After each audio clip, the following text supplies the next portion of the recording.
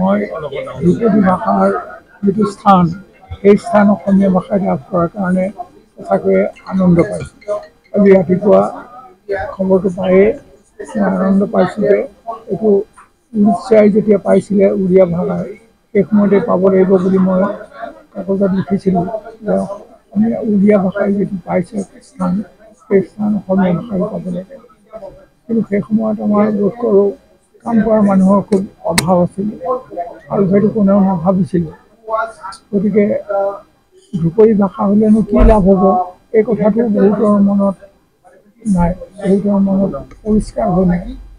ধ্ৰুপদী ভাষাটোৰ যিটো তাৰ গুৰি সেই গুৰিৰ পৰা তাৰ যিটো বিকাশ গোটেই বিকাশখিনি সামৰি ল'ব আৰু সেইটো এটা কথা প্ৰমাণ কৰে যে এই ভাষাটো হঠাৎ হোৱা ভাষা এটা নহয়।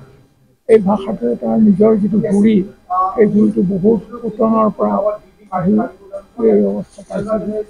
আৰু সঁচাকৈয়ে মই ভাবোঁ যে এইটো খ্ৰীষ্টপূৰ্ব কালৰ পৰাই অসমীয়া ভাষাৰ বীজটো লাহে লাহে গঢ় লৈ উঠিছিলে আৰু সি লাহে লাহে আহি পেলাই প্ৰায় আমাৰ দেখিছোঁ যে খ্ৰীষ্টাব্দ আৰম্ভ হোৱাৰ সময়তে তাৰ যিটো বিকাশ সেই বিকাশটো হৈছে।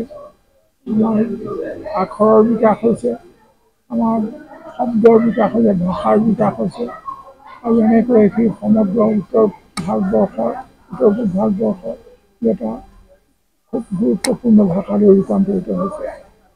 যি সময়ত অন্যান্য আমাৰ ওচৰ চুবুৰীয়া ৰাজ্যবিলাকৰ ভাষা সঠিকভাৱে গঢ় লৈ উঠা নাছিল, সেই সময়ত অসমীয়া ভাষাই সঠিকভাৱে গঢ় লৈ উঠিছে আৰু সেইকাৰণে বহুদিনলৈকে আনকি এতিয়াও অসমীয়া ভাষাৰ সকলো অন্যান্য যিবোৰ আমাৰ আঞ্চলিক ভাষা আছে অসমৰ সীমাৰ ভিতৰত সেই ভাষাবিলাকৰ মানুহে এতিয়াও যেতিয়া পৰস্পৰে কথা পাতিবলগীয়া হয় অন্য কোনো এটা ভাষা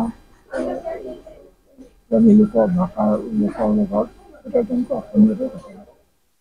এতিয়া হয়তো খুব জোৰ কৰি হিন্দী শিকোৱাৰ কাৰণে হিন্দী ক'বলৈ আৰম্ভ কৰিছে, যেনেকৈ অৰুণাচলত হিন্দী হৈছে তেনেকৈ হয়তো হ'ব। কিন্তু তথাপি অসমীয়া ভাষাৰ যিটো গুৰুত্ব সেইটো গুৰুত্ব থাকি যাব লাগে আৰু এতিয়া চৰকাৰে তেওঁলোকে অসমীয়া ভাষাৰ ব্যৱহাৰিক আৰু বিদ্যায়তনিক যিটো গুৰুত্ব সেই গুৰুত্বটো বঢ়াবৰ কাৰণে যত্ন কৰিব লাগে। এতিয়া অসমীয়া স্কুলৰ ল'ৰাক গছ পুলি ৰুবলৈ পঠিয়াব নালাগে।